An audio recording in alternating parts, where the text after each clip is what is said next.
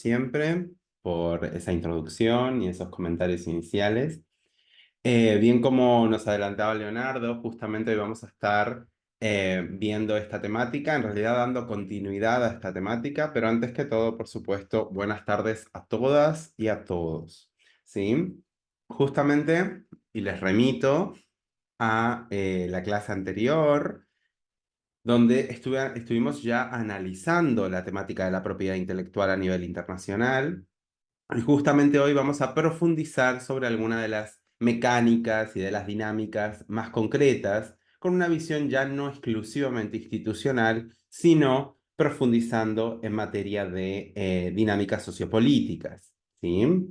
Justamente, desde esta visión, les debo recordar que el abordaje lo hacemos desde, por eso hablamos de a nivel internacional, lo hacemos desde las relaciones internacionales. ¿Sí? En ese sentido, es importante tener presente que les remito a las dos clases anteriores.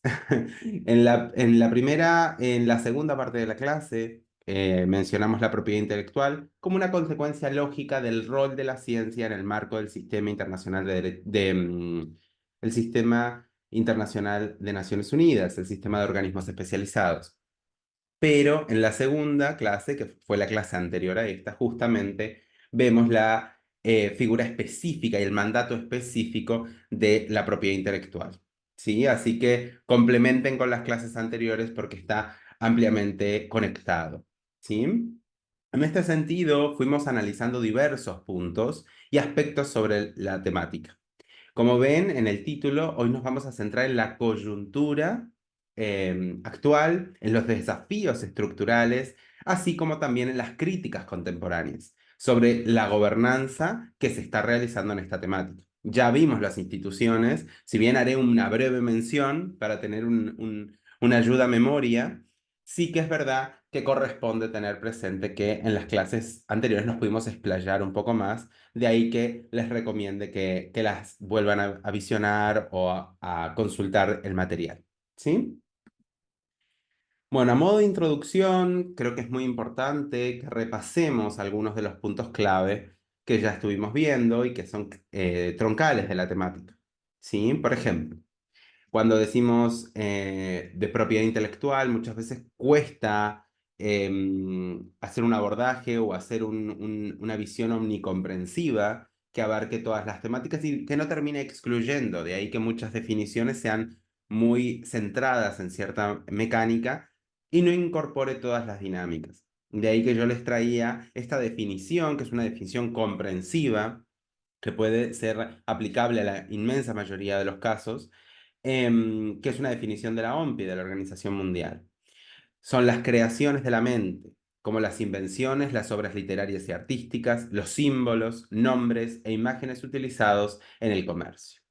Es decir, abarcamos tanto las ideas, porque muchas veces, a veces nos quedamos directamente con el resultado, creemos que ya es la invención, que ya es el libro, que ya, en realidad desde la idea hasta que ésta también se manifiesta.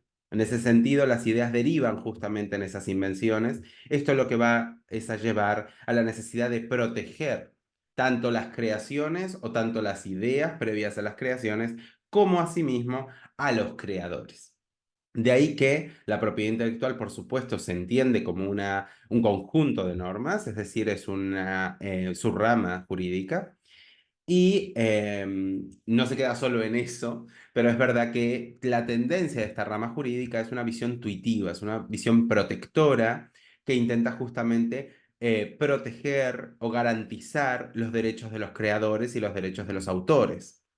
Luego, justamente cuando entremos en los desafíos y entremos en las críticas, esto se empieza a problematizar, esto empieza a ver que justamente más a nivel internacional se complejiza. Justamente una de las visiones clave a nivel internacional, que ya lo estábamos viendo, uno de los propósitos distintivos a nivel de la gobernanza global es que estas normas en materia de derecho internacional, perdón, en materia de derecho de la propiedad intelectual, específicamente a nivel internacional, tenga una visión de regulación en materia de armonización normativa. Es decir, que no entremos en esa dinámica de que tengo diferentes normas, diferentes criterios, diferentes requisitos, diferentes mecánicas, diferentes derechos, si cambio de frontera, si cambio de jurisdicción. Justamente esa búsqueda de certeza jurídica, de seguridad jurídica en materia de los distintos tipos de propiedad intelectual, es que van a llevar a la necesidad de uniformización, armonización, ¿sí? Que se parezcan, se busca que se parezcan las distintas normativas, que sean semejantes, que tengan como una especie de mínimos en materia de protección, en materia de derechos. De ahí que hablemos muchas veces de la famosa expresión estándares internacionales. De ahí la importancia de la estandarización de esas normas generales que si bien las entendemos desde el derecho internacional público, las vemos derivadas en esta subrama que sería el derecho de la propiedad intelectual. Asimismo, veíamos distintos tipos de propiedad intelectual, ya los mencionábamos en la otra clase, ¿sí? Eh, Esos distintos tipos, muchas veces, porque a veces hablamos de propiedad intelectual y pensamos en diferentes cosas. Tenemos esa imagen de, bueno, mi propiedad intelectual es una película, propiedad intelectual es un libro, propiedad intelectual, y no terminamos de ver la amplitud y la variedad de lo que estamos mencionando o de lo que comprende el concepto propiedad intelectual. Mismo, yo les decía, estoy dejando fuera todo lo que viene siendo las figuras, no porque queden directamente fuera, pero es un recorte por temas de tiempo. Las figuras, por ejemplo, de nombres de dominio en las páginas web, los .com, .at, .ar, .cl, .cn, etcétera. Tampoco estamos mencionando específicamente las figuras de lo que son los programas inteligentes. Estamos hablando del software. Tampoco estamos mencionando el hardware. Tampoco estamos mencionando mecánicas de licencias. También está en todo esto, pero son como una materia específica dentro de la propiedad intelectual que cada día evidentemente cobra mayor importancia. Pero para que tengamos una pequeña visual, una pequeña idea general sobre algunos de los tipos más importantes, más representativos de propiedad intelectual, estamos hablando de algunos centrados en materia, en la figura de los creadores, como son los derechos de autor, otros más de orden comercial, como son las marcas, o los que son la figura de las indicaciones geográficas. Las indicaciones geográficas ahora las profundizaré, pero muchas veces es lo que llamamos también denominación de origen, muy importante a nivel comercial para posicionar un producto o un sector y otros plenamente imbricados en las dinámicas empresariales. Así justamente es que tenemos la figura de la propiedad industrial y dentro de la propiedad industrial algunos de los que podemos mencionar son las patentes, por ejemplo, o los diseños industriales. ¿Sí? Esto no solo es un derecho, sino que incluso cuando hablamos de propiedad industrial va a ser parte incluso de los estados contables. Si yo tengo, por ejemplo, el secreto de la receta de la Coca-Cola, mi empresa va a valer muy diferente de si no la tengo. No solamente es una receta, no solamente es un papel o una propiedad industrial, lo que muchas veces se lleva incluso en la materia de lo que se llama el secreto industrial, de ahí que se trata de no registrar, etcétera. Mencionaremos eso porque son temas de coyuntura complejos, pero justamente va a dar valor, o sea, puede tener incluso más valor que tener un edificio dentro del patrimonio de la empresa, ¿sí? Son figuras muy importantes y que justamente desde hace mucho tiempo lo que se busca es que estén ampliamente protegidas, ¿sí? A modo de ayuda a memoria, para tener una pequeña visual muy breve, las patentes protegen las invenciones y garantizan a los inventores derechos exclusivos para explotarlas por cierto tiempo, los derechos de autor, justamente muy vinculados a los creadores de esas ideas, protegen las obras literarias, las obras artísticas, musicales y otras creaciones intelectuales. Las marcas protegen los signos, los logotipos, los nombres que distinguen los productos o servicios. La marca no solo es la M amarilla sobre el fondo rojo, eso no solo es McDonald's, sino que esa específica M, ese específico tono de rojo, ese específico tono de amarillo, justamente va a ser un signo distintivo del logotipo y de la marca McDonald's. Entonces, en ese sentido, se protege todo el elemento de la marca, no solo el nombre o no solo la tipografía, sino todos los elementos que circundan el derecho marcario. Asimismo, los diseños industriales protegen la apariencia estética de un producto, ¿sí? Nosotros, por ejemplo, no sé, si compramos cierto producto, cierta marca, sabemos cómo va a ser, porque su apariencia, su diseño industrial es característico. ¿Sí? Si compramos, supongamos, no sé, un auto de lujo de cierta marca, sabemos ciertas características específicas de dicho auto por el hecho de ser de dicha marca. Ese tipo de esquemas justamente se van a proteger con diseños industriales. Y cualquier réplica o similitud va a estar en colisión con la protección del diseño industrial. ¿Sí? De ahí justamente después viene todo lo que son las guerras en materia de copias, réplicas, plagios, etc. Y después, por supuesto, lo que les mencionaba antes, las indicaciones geográficas, ¿sí? Identifican productos que provienen de una región y tienen ciertas cualidades o reputación asociadas a su origen. No es lo mismo un aceite de oliva virgen extra de cualquier país que un aceite de oliva virgen extra de España. No es lo mismo un vino de La Rioja, un vino de Mendoza en Argentina, un vino del Valle de Napa en California. Es decir, esas características, yo puedo decir, voy a comprar queso azul.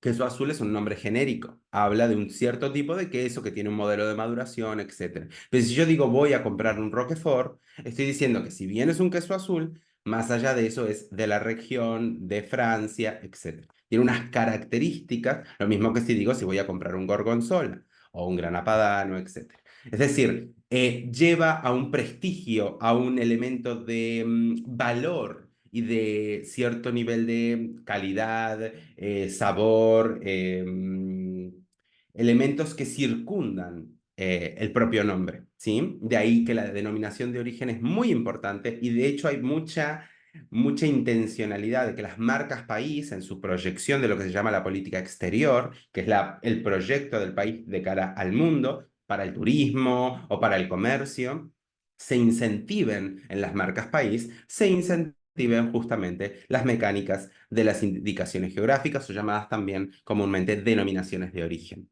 ¿Sí? De ahí que eso también es propiedad intelectual y también debe ser especialmente protegido.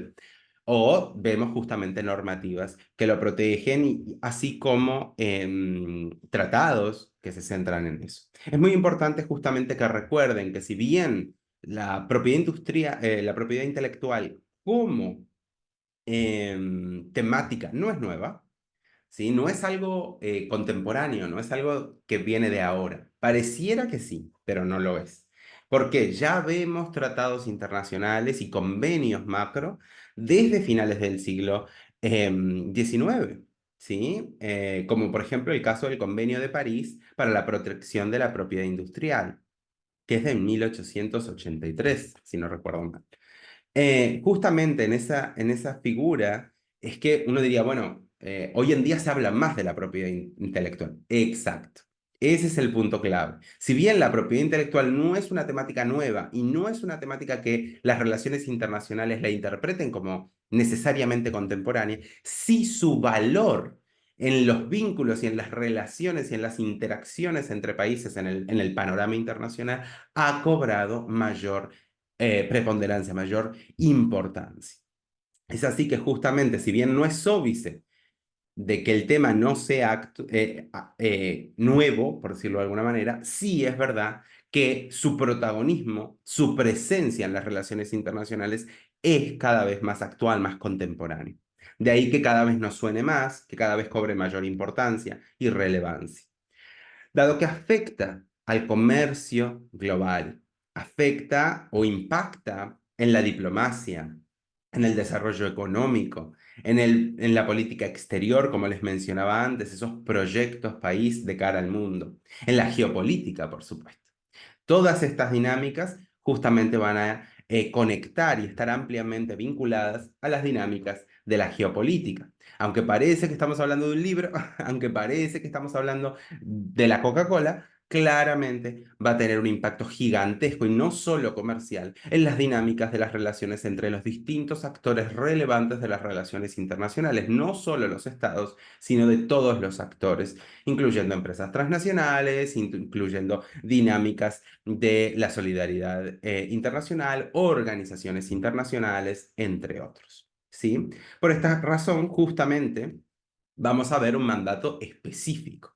Lo veíamos cuando hablábamos de la institucionalidad, de las figuras de las instituciones de gobernanza global. Específicamente nos centramos, porque evidentemente hay varias, pero nos centrábamos en la figura de el sistema de Naciones Unidas, que es lo que venimos trabajando, y dentro del sistema de Naciones Unidas corresponde destacar un organismo específico que tiene un mandato concreto, un mandato específico en materia de propiedad intelectual, que se va a centrar justamente en lo que hablamos antes, en la armonización, en la uniformización y en la estandarización en materia de regulación de esos estándares internacionales, de esas normas generales sobre propiedad intelectual. Y aquí estamos hablando de la Organización Mundial de la Propiedad Intelectual, ¿sí? Creada en el 67 y que justamente se va a centrar en esas, primero en generar un gran marco tuitivo, un marco protector de creadores, de obras, de ideas, de lo que se llama los derechos tanto económicos, centrados en la explotación con cierta duración, como también los derechos morales,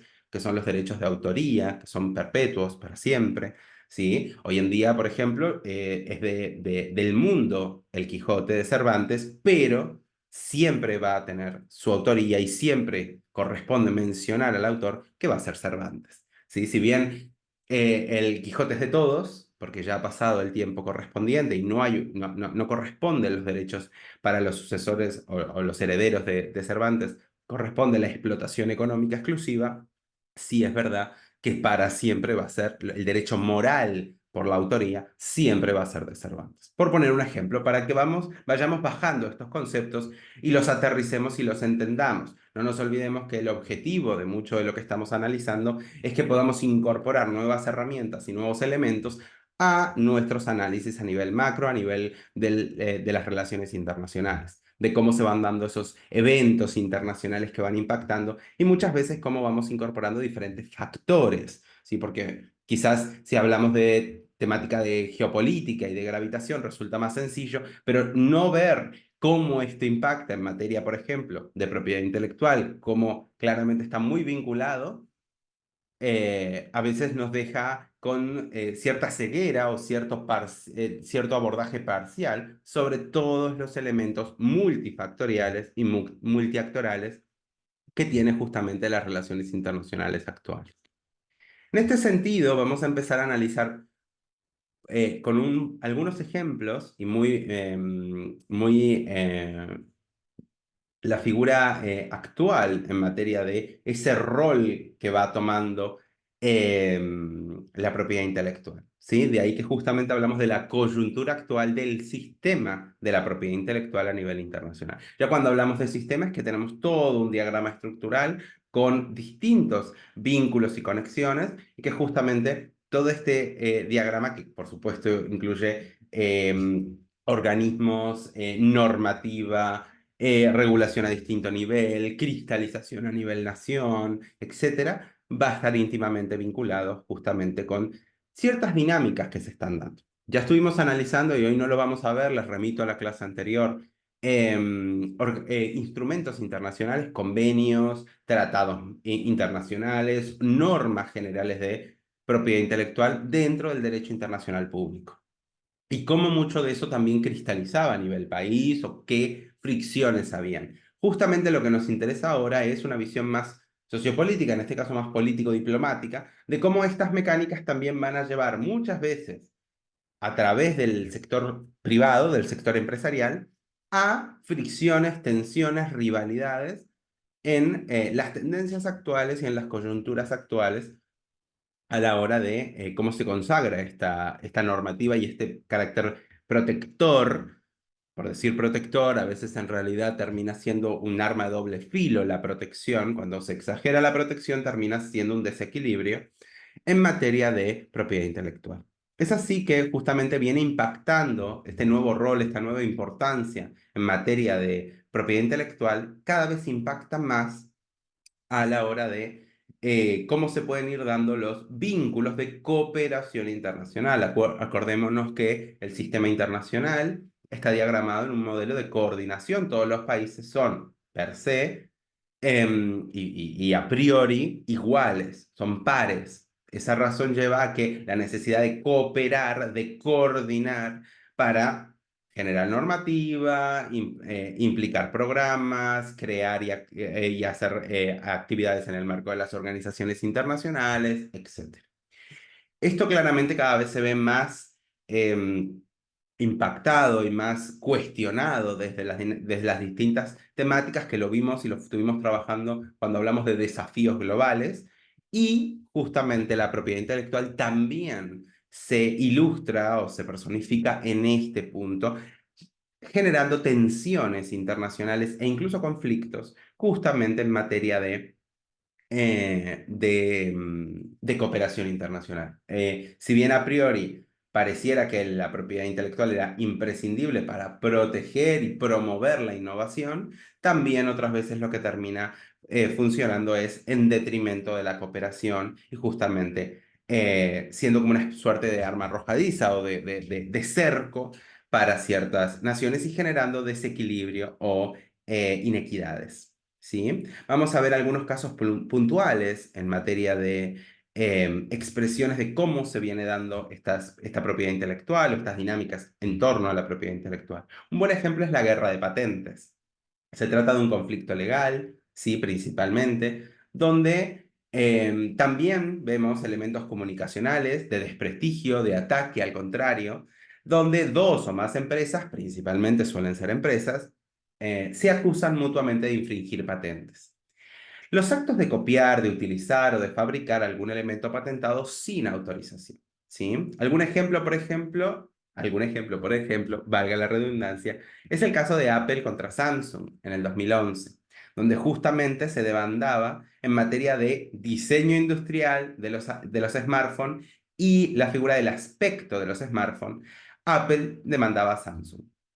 ¿Sí? Algo que después, bueno, se trató de ir generando, pero lleva muchas veces a grandes luchas. Son empresas muy grandes, muchas veces, que son muy recelosas, muy enfocadas en mostrar como una especie de amplio cerco sobre diseños industriales, marcas, patentes, etcétera.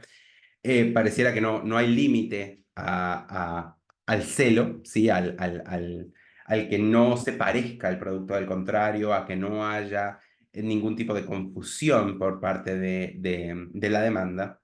Entonces, en ese sentido, se termina impactando también en las relaciones internacionales, porque claramente cuando Apple se mueve, impacta en las dinámicas de las relaciones de Estados Unidos y lo mismo cuando lo hace Samsung en las surcoreanas. Es decir, son entidades que ya son actores propios como empresas transnacionales, son actores propios que cobran cada vez mayor relevancia en el panorama internacional, que no necesariamente tienen que ir únicamente concatenadas a un país.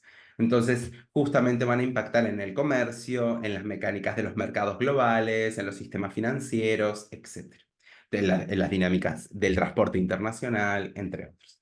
De ahí que justamente es importante tener esa visión. Las guerras de patentes no era la visión inicial, pero ha llevado a ciertas tendencias sobre, que luego lo vamos a ver, la figura de los troles de patentes, ¿sí? Y a los escenarios especulativos, donde la patente se utiliza exclusivamente para ganar dinero, pero sin realmente generar una patente, sino que se patenta elementos o se registran marcas o se registran nombres, porque de esa manera puedo generar cierto rendimiento, cierto rédito económico, so pena de quién realmente lo creó. Es decir, el propio elemento es un abuso del derecho, el propio elemento que valía para proteger al creador termina siendo un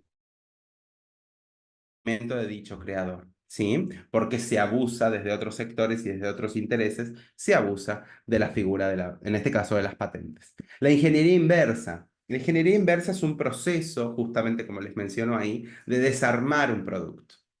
Si, por ejemplo, eh, alguien compra este producto, no es capaz de generar unos auriculares, no sabe cómo está hecho unos auriculares inalámbricos, pero la ingeniería inversa va a llevar a desmontar plenamente, incluso muchas veces es desmontar y volver a montar para entender los diferentes elementos tecnológicos, los distintos elementos de hardware y de software que engloban a dicho producto. ¿Sí? De esa manera, justamente, producto o sistema, por supuesto. Eh, Justamente la finalidad va a estar en reproducirlo, en mejorarlo, sin tener un acceso a su diseño original. Muchas veces los diseños originales no están a disponibilidad, son secreto empresarial o propiedad empresarial, están muy protegidos.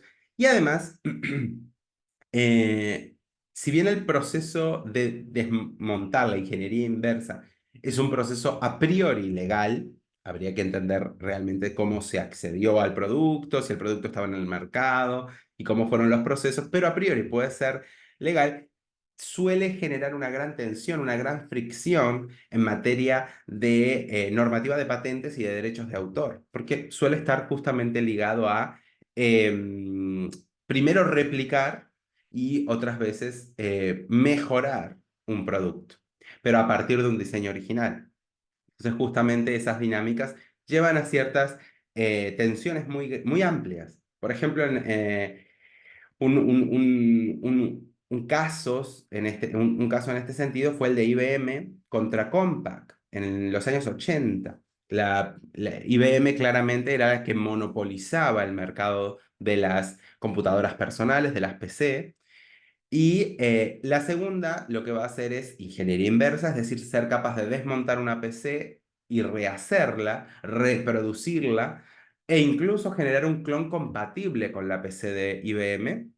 Esto llevaría, por supuesto, a distintas compañías, no solo hoy en día ya sabemos que no solo está Compaq, por supuesto tenemos HP, Lenovo, etcétera, pero esto fue un modelo donde la ingeniería inversa no operaba en detrimento de, ¿sí? No iba sino que justamente desacreditó o desincentivó, digamos, el modelo monopólico y llevó a que las PC tuvieran una mayor oferta, una mayor variedad, de hecho una mayor expansión y que otras empresas pudieran hacerlo y de hecho que llegaran más fácil porque el chiste entre la oferta y la demanda llevaría justamente a que a mayor oferta los precios fueran relativamente más bajos y mayor cantidad de personas pudieran acceder. Entonces, en este caso no es un ejemplo de una ingeniería inversa negativa. Claramente IBM va a tener otra opinión, pero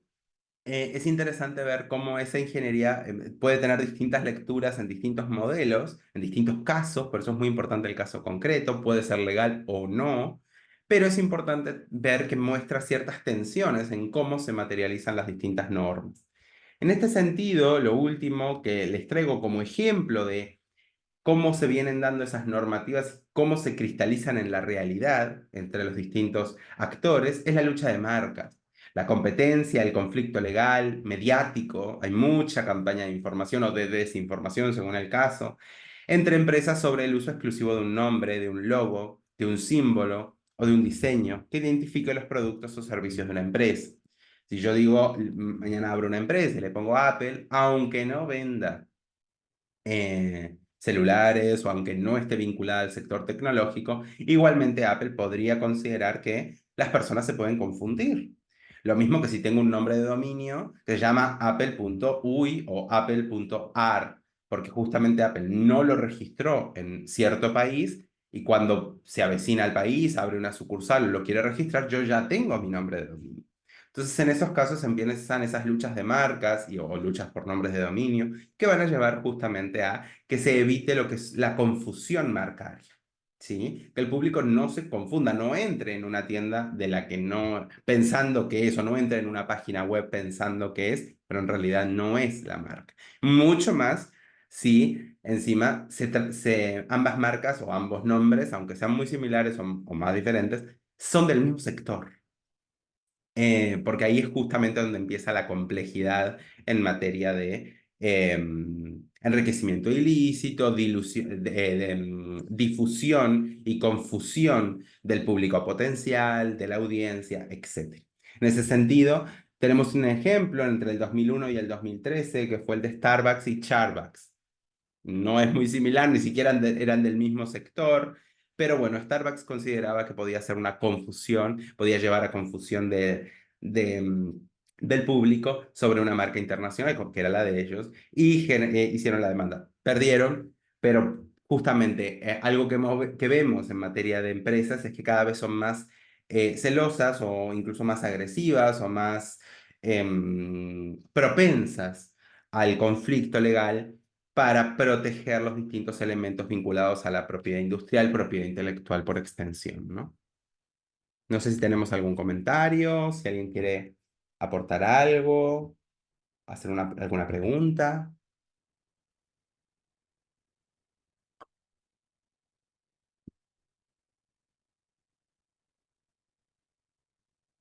Bueno, entonces vamos a seguir.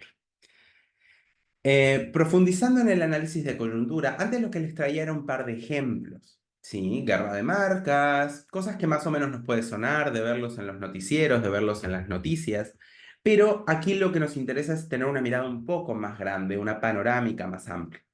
De ahí que justamente vamos a hablar del análisis de coyuntura macro, ¿sí?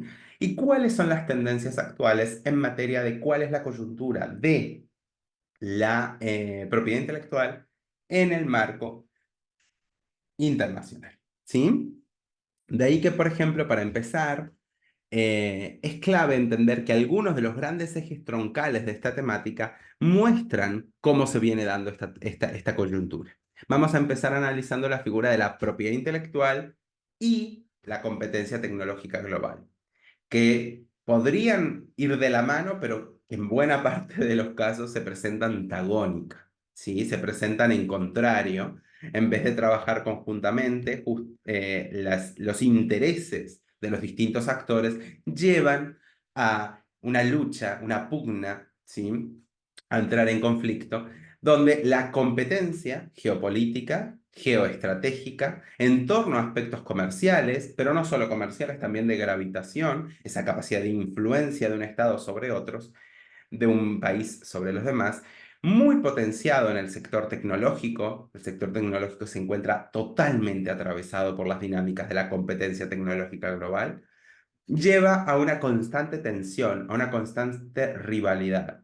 Si estamos hablando de generar normas uniformes, de promover estándares internacionales, y a la vez estamos hablando de que los países compiten acérrimamente unos con otros en materia de tecnología, bueno, la propiedad intelectual claramente queda en deficiencia ante tantas tensiones, ante tantas fricciones que claramente van a ir en contra de cooperación, solidaridad, dinámicas de integración, formatos de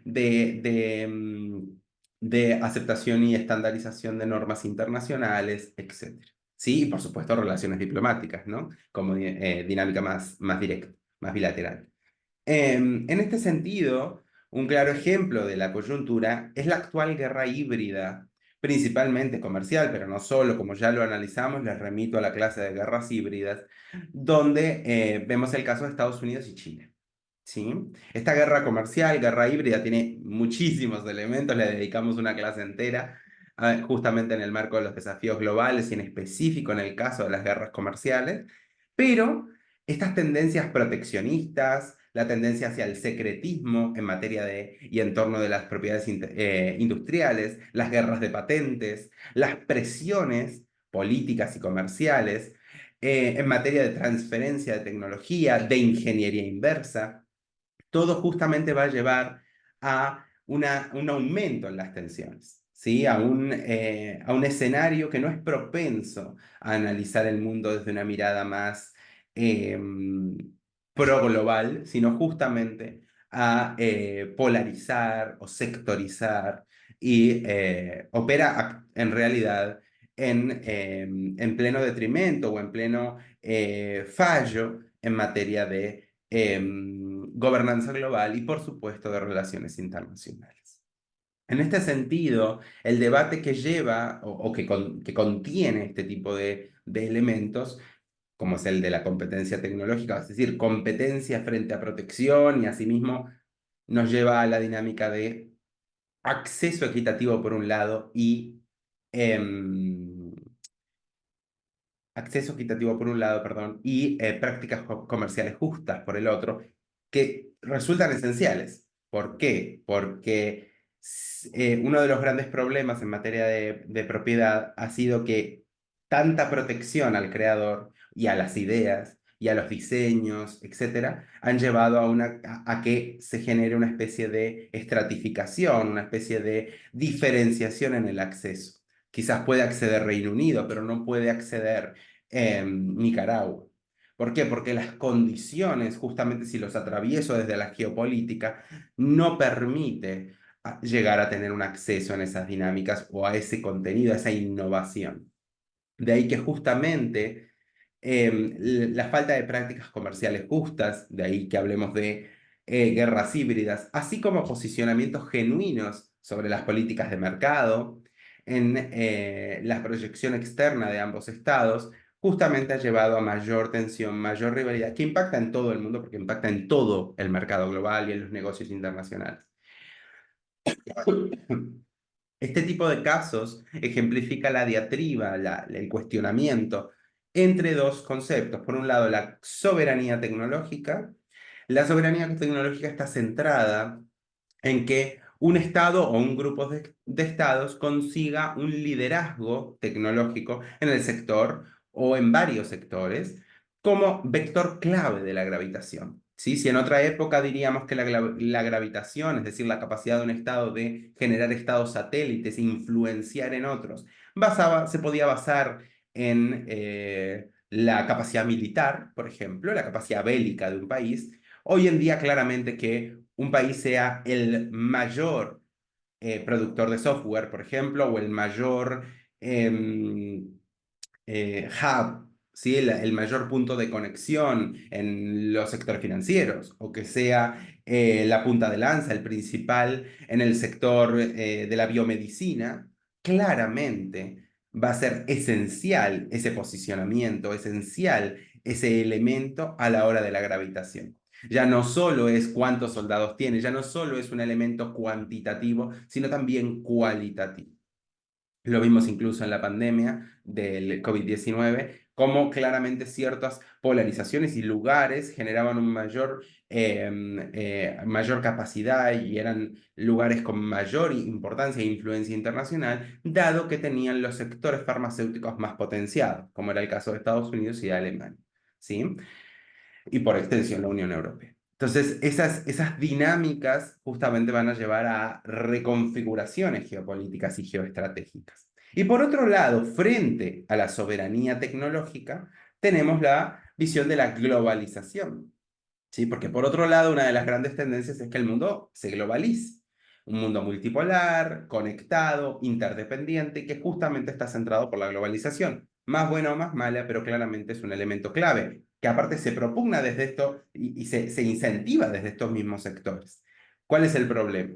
Que si yo priorizo un liderazgo desde un punto, no puedo generar después un discurso globalizador, entonces, o universalista. Es decir, que en materia de cooperación internacional y normas de acceso equitativo a la ciencia y a la tecnología sin tener que fragmentar o segregar la economía mundial. Ese es uno de los grandes puntos de choque, ese debate entre soberanía tecnológica, generar mayor importancia, mayor poder, son intereses clave de los distintos países en su política exterior, pero por otro lado, ¿sí? La dinámica de la globalización y por extensión las dinámicas de acceso equitativo a la ciencia y a la tecnología. Como decíamos antes, los países en vías de desarrollo no van a tener las mismas capacidades o potencialidades para acceder al conocimiento que el caso de países desarrollados. Entonces, esa falta de equidad en el acceso tiene que ser sobrecompensada. Y justamente en esa sobrecompensación se dice que hay dos grandes lecturas de la propiedad intelectual. Por un lado, que va en contra de la propiedad intelectual y por otro lado, que es un abuso o un fallo del derecho de la propiedad intelectual. Entonces, es muy importante ver cómo interpretamos estos casos. Asimismo, como segundo punto para que entiendan cómo viene dándose esta coyuntura, están los acuerdos comerciales y la diplomacia de la propiedad intelectual, ¿sí? Claramente vemos cada vez más acuerdos comerciales bilaterales o multilaterales centrados en materias vinculadas a la propiedad intelectual, como patentes, marcas, derechos de autor, justamente impactan las relaciones diplomáticas.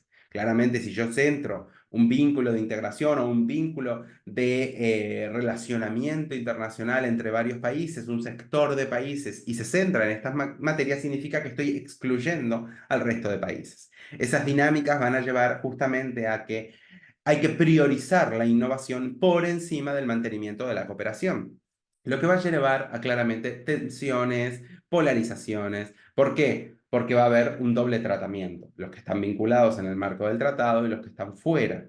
Esas dinámicas van a generar una gran segregación en materia de propiedad intelectual, lo cual va directamente en contra o directamente en oposición a lo que está haciendo los organismos de Naciones Unidas, en específico la OMPI. La OMPI lo que busca es estandarización y armonización, no segregación, no distintos modelos de tratamiento. Entonces, son tendencias que van en opuesto. Un ejemplo de esto, por ejemplo, es el acuerdo entre Estados Unidos, México y Canadá, el TEMEC, que justamente presenta periodos más largos de exclusividad de datos para medicamentos biológicos. Es una visión más estricta sobre la propiedad intelectual y que impacta justamente en el acceso a los medicamentos, algo que lo vamos a ver cuando entremos en las críticas.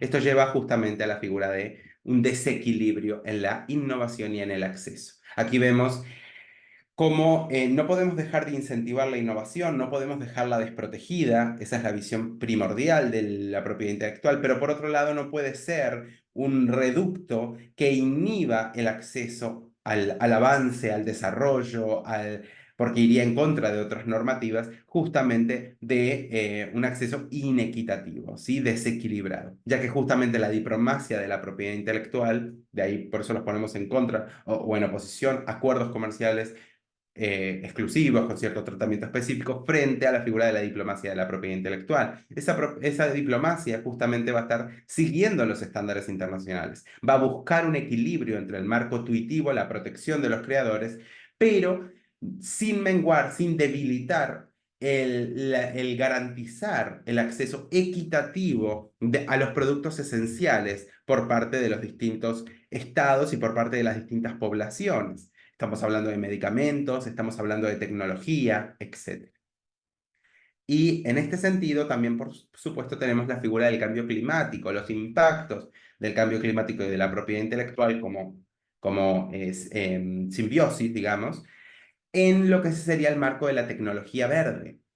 ¿Sí? Cada vez más resulta más imperativo, sobre todo desde el paradigma del desarrollo sostenible, el uso de tecnologías limpias, sostenibles, que justamente se muestran acuciantes. Esa transición lleva aparejada la necesidad de compartir conocimientos. Porque si yo mañana diseño supongamos, un aerogenerador que genera el doble de capacidad que el resto de aerogeneradores para energía eólica, pero yo me lo guardo para mí por puro beneficio o se lo vendo a una empresa la cual lo explota exclusivamente por puro beneficio lucrativo, no se está entendiendo las dinámicas en materia de emergencia climática. ¿Por qué? Porque el mundo es uno solo. Si yo consigo que mi país contamine menos, pero el resto del mundo sigue contaminando, incluso por capaz no tener acceso a la tecnología que yo tengo, igualmente me estoy, como diríamos, tirando el tiro en el pie. ¿Por qué? Porque claramente el mundo es uno solo, el ecosistema, las dinámicas de los ecosistemas y de los biomas es uno. Entonces, la emergencia climática es global. De ahí que sea necesario que el encare y las dinámicas y el abordaje sea global. Si yo empujo, genero diferencias entre unos países y otros, lo único que estoy haciendo es perjudicarnos a todos. En ese sentido, justamente la necesidad de compartir conocimientos, innovación, creaciones y tecnología de manera equitativa, ya que el medio ambiente no puede dividirse, por lo que esa base de compartición, así como los esquemas de propiedad intelectual, presentan desafíos, porque por un lado trato de proteger ese derecho de esa persona que inventó un nuevo aerogenerador, pero por otro lado claramente tengo que entender las dinámicas de la tecnología verde y la emergencia climática para poder solventar la cuestión del cambio climático.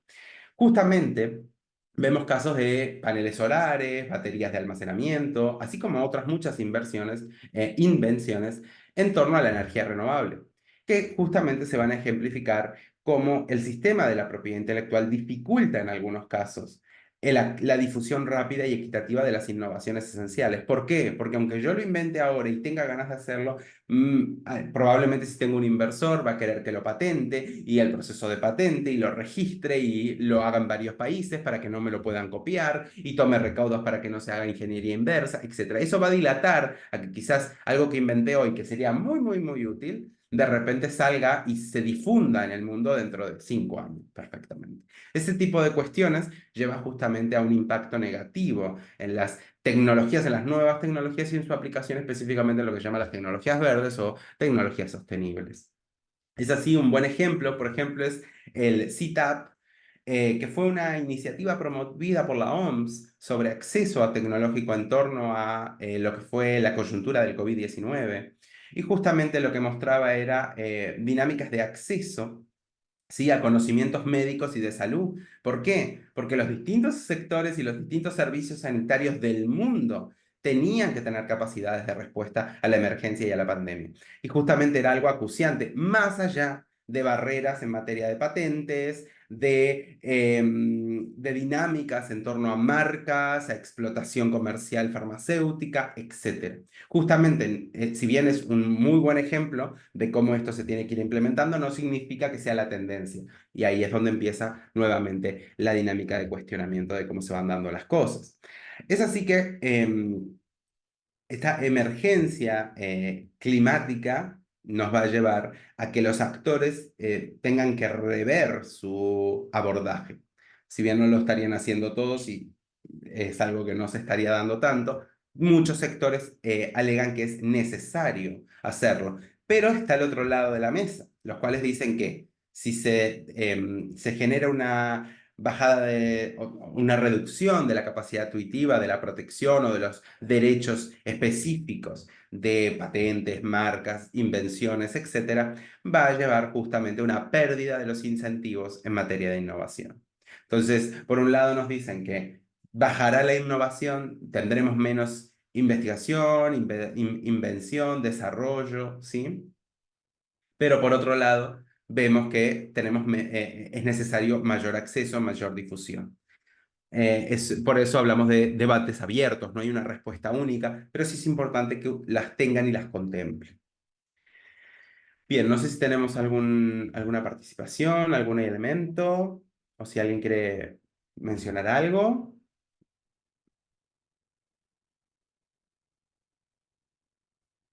Leonardo, te agradezco me comentes. Hasta ahora no hay comentarios en chat, Perfecto, Gonzalo. muy bien, Adelante. gracias. Em,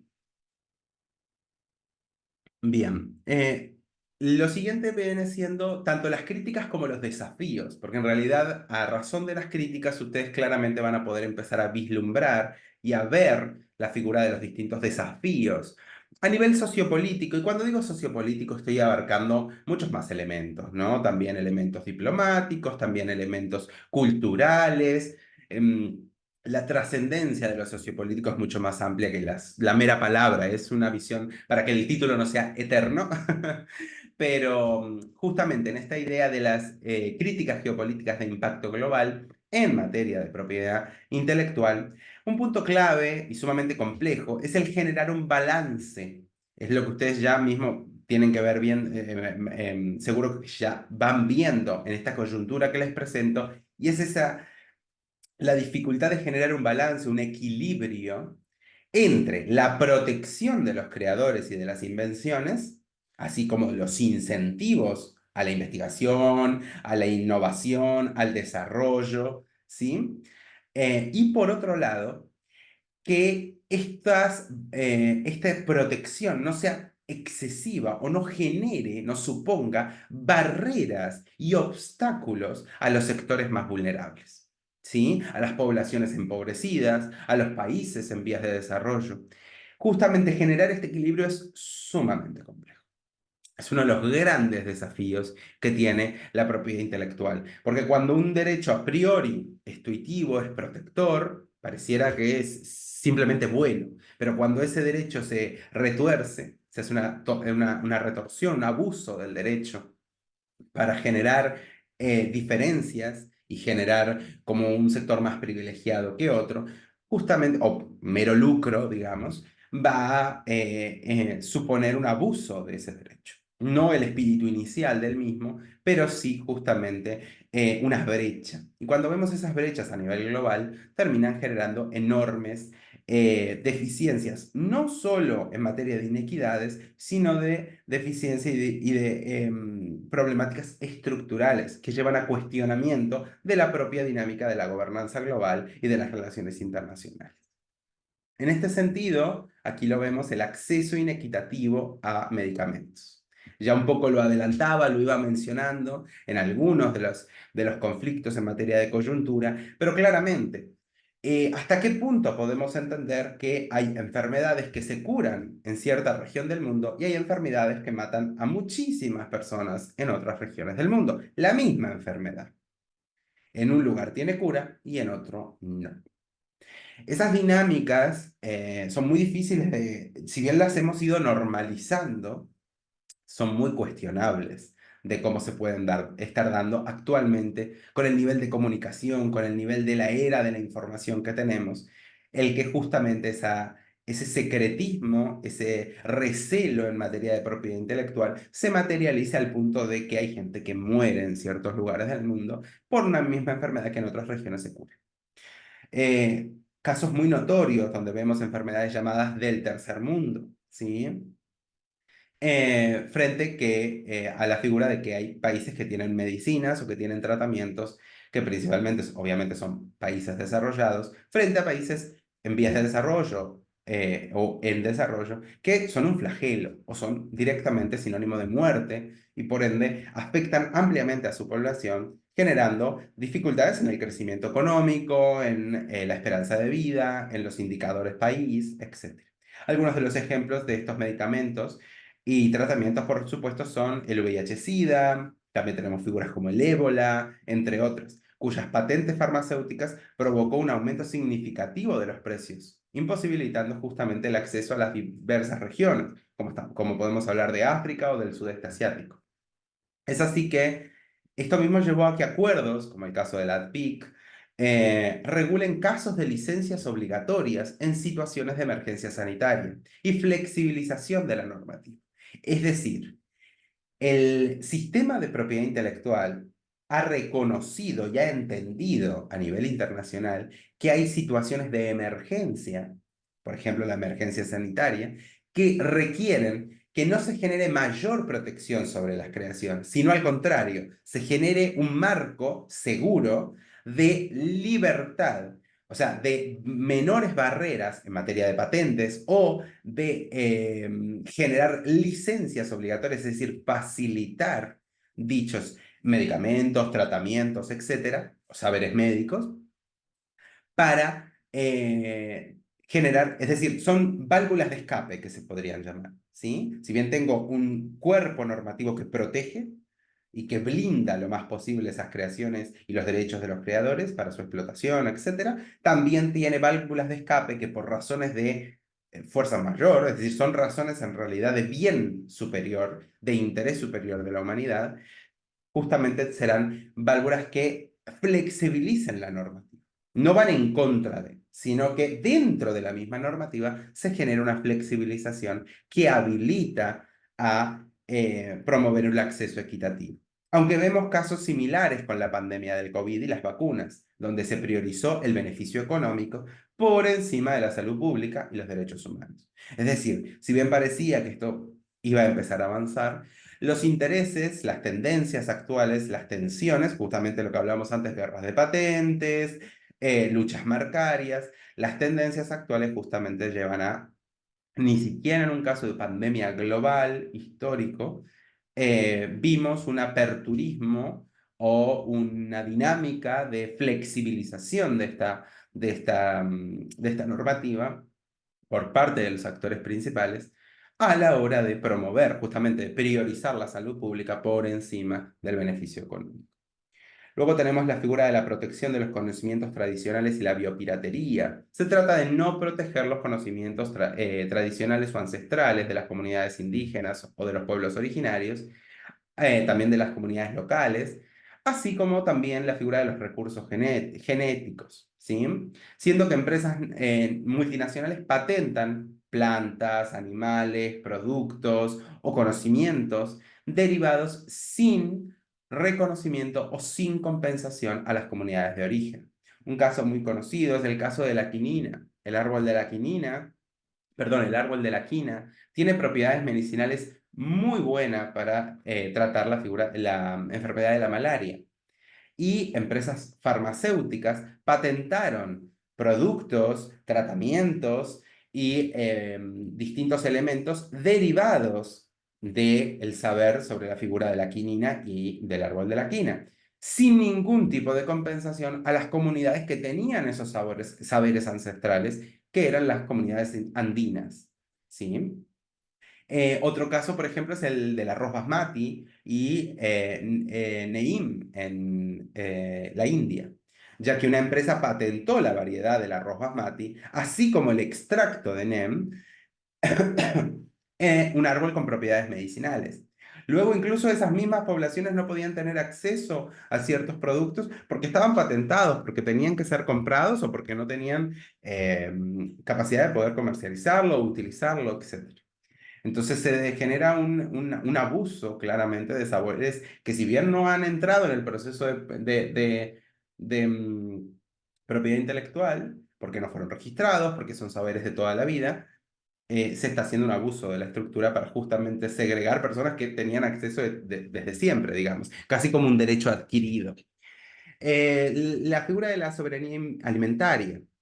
Se trata de, y nos sonará a muchos porque ha impactado mucho a la región de Latinoamérica, estamos hablando de patentes sobre semillas y sobre organismos genéticamente modificados, algo que claramente afecta a la soberanía alimentaria. Estamos hablando de transgénicos, estamos hablando de modificación de semillas para que no tengan que volver a comprarse semillas. Un caso muy sonado es el caso de Monsanto, ya que ha patentado semillas modificadas y que ha implementado prácticas monopólicas que afectan justamente a agricultores y productores, con un impacto social, con un impacto económico y ambiental, ya que provoca una pérdida de la diversidad agrícola. Esto viene conectado a trabajo interagencial en Naciones Unidas, etcétera, pero claramente genera un impacto muy grande sobre las distintas figuras, en este caso rural y agrícola, pero que ha marcado cierta tendencia desde estos lugares.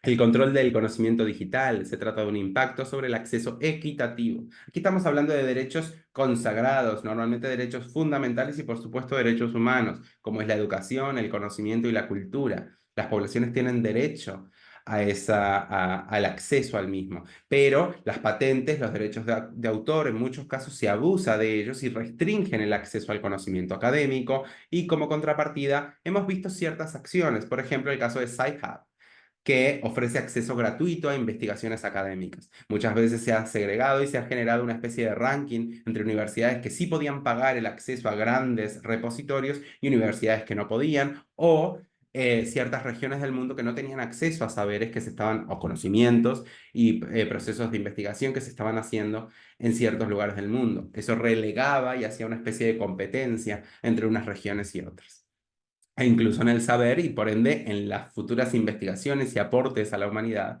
por parte de la academia. El impacto en la innovación y el desarrollo tecnológico. Por un lado tenemos el abuso del derecho de patentes como obstáculo. Es el caso de los troles de patentes que les mencionaba antes, que también va derivado de la guerra de patentes. Se trata de entidades que adquieren patentes no para desarrollar un producto, sino para demandar a otras empresas por infracción, afectando a la innovación, a las startups, al emprendimiento, a las empresas emergentes. Por otro lado, tenemos la especulación con los precios de las licencias y las restricciones en el uso de software. De ahí que justamente lo que se ha ido generando es un movimiento de software libre o de código abierto. Lo tenemos en el caso de Linux, lo tenemos en el caso de Wikipedia, ¿sí? Donde ciertas tendencias, muchas veces con crowdfunding, con fundraising o con figuras de financiamiento colectivo, han llevado a tratar de mantener software libre, ¿sí? No es lo mismo utilizar algo del paquete de Microsoft Office, que claramente vamos a tener que pagar su licencia, a la figura opuesta, que sería utilizar algo de OpenOffice, lo cual sería de código abierto o de software libre y que no tendríamos que pagarlo. el acceso, aún más incluso hoy en día que se ha llevado al concepto de que Internet y el acceso a Internet es un derecho humano. Entonces, en este sentido, han podido ver un poco más las críticas, que era lo que nos faltaba, las críticas y los desafíos. Es un escenario complejo. Sé que no lo podemos resolver, pero que todo está muy relacionado a cómo se vienen dando ciertos eventos muy importantes a nivel internacional, ciertos conflictos muy importantes a nivel internacional, que incluso algunos escalan y que los tenemos en las noticias, y que es importante ver todas las dinámicas que los circundan, todo lo que los rodea. ¿Sí? En cómo se van materializando y cómo se van vinculando los distintos países, las distintas regiones, etc. Les dejo, como siempre, la bibliografía para quien quiera profundizar, quien quiera ampliar estos elementos. Recuerden que por tiempo no tenemos tanta disponibilidad, no podemos hacer un abordaje totalmente profundo, pero sí una primera toma de contacto, ir trabajando las temáticas. Así que, como siempre, les invito a quien le interese que puede profundizar y puede ampliar. Muchas gracias por su atención y si hay algún comentario, alguna pregunta, estaré encantado de atender. Excelente, Gonzalo. Pues una muy buena presentación y justamente como acabas de indicar, pues, si alguna pregunta o comentario, pues este es el momento de hacerlo, así que esperemos un minuto y a ver si alguien se anima a intervenir en la clase de hoy.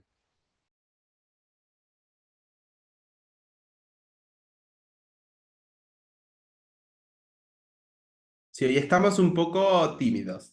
No sé qué ha pasado. Normalmente suelen participar más. Quizás muchos datos. Yo entiendo. Hay mucha información, es una temática muy amplia. Pero si alguien quiere hacer algún comentario, veía que justamente, creo que fue un momento. Herminda planteaba el liquidámbar. Sí, exacto. Se ha dado, no es el único. Tenemos tanto en materia geológica, en conocimientos ancestrales. Vemos muchos ejemplos de saberes y saberes vinculados incluso, por supuesto, a lo que podríamos pensar como productos o materias primas que han sido utilizados o se han implementado en cadenas productivas en procesos industriales sin ningún tipo de compensación.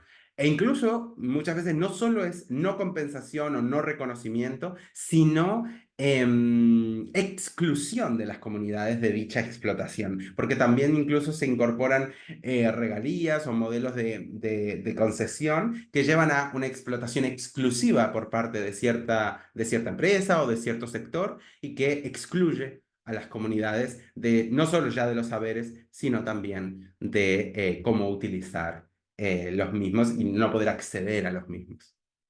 Sí, tenemos al doctor Ricardo González. Gonzalo. Sí, Doctor, adelante. Gracias, Gonzalo. Muy buenas tardes. Muchas gracias por la exposición. muy ¿Y buenas qué tardes. opinas tú de que se patente el lenguaje? Porque las palabras que usamos pues, tendrían que tener un derecho de patente o de copywriting. La verdad es que no tiene mucho sentido. ¿Por qué no tiene mucho sentido el patentar el idioma? Porque los idiomas están vivos. O sea, muchas veces lo que se trata con una patente es que algo quede protegido para no poder cambiarlo, o no poder modificarlo, o para no poder copiarlo.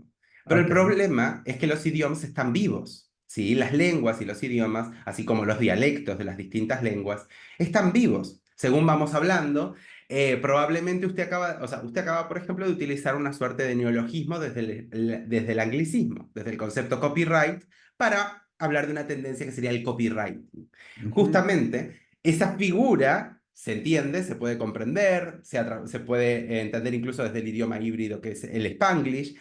¿Por qué? Porque vamos hacia elementos de la misma globalización que han llevado a menores fronteras entre los idiomas, a mayor intercambio, a mayor uso. Patentar un idioma, ¿cuál sería el beneficio de patentar un idioma? No lo estamos protegiendo, porque para protegerlo necesitamos mayores hablantes, que se genere cultura vinculada a esos idiomas, que se promueva el idioma. Pero no es guardarlo en un cofre, ¿sí? Los idiomas Ok. son propiedad de la humanidad. Entonces, patentarlo claramente va en contra del concepto y de la esencia misma de un idioma, que es algo que está vivo y que está en constante cambio. Incluso algunos de los procesos institucionales vinculados a los idiomas, como es el caso de la Real Academia Española, muestra una tendencia muy cuestionable que es la figura de juzgar sobre cómo se va dando las evoluciones del idioma o quitar lo que no va en el idioma, cuando en realidad el rol de dichas instituciones es consagrarla en lo que se llama el idioma estándar. Si la mayoría de los hispanohablantes utilizamos aiga en lugar de haya, tendrá Ujú. que la Real Academia consagrarlo y tomarlo por válido porque lo hace la mayoría, más allá de que antes pudiera ser un error. Ok. Justamente lo que hay que entender es cómo va evolucionando. Patentar los idiomas, así como patentar himnos o en canciones patrias, etcétera, va muy de la mano de elementos especulativos y de un abuso, una retorsión del derecho de la propiedad intelectual. Ok. Muchas Por gracias. favor. No, por favor. Mira, excelente. Y Gonzalo, tal vez una última pregunta Por antes de cerrar la supuesto. sesión. Tomé nos pregunta cómo se puede garantizar la competencia internacional, ¿ok? A nivel del impacto en lo que sería la soberanía humana. ¿A qué se refiere con soberanía humana? Eso Tomé nos los puede tratar de aclarar en Sí, chat, por favor, honestamente. porque es un concepto, pareciera una categoría analítica, pero tendría que tener la definición concreta.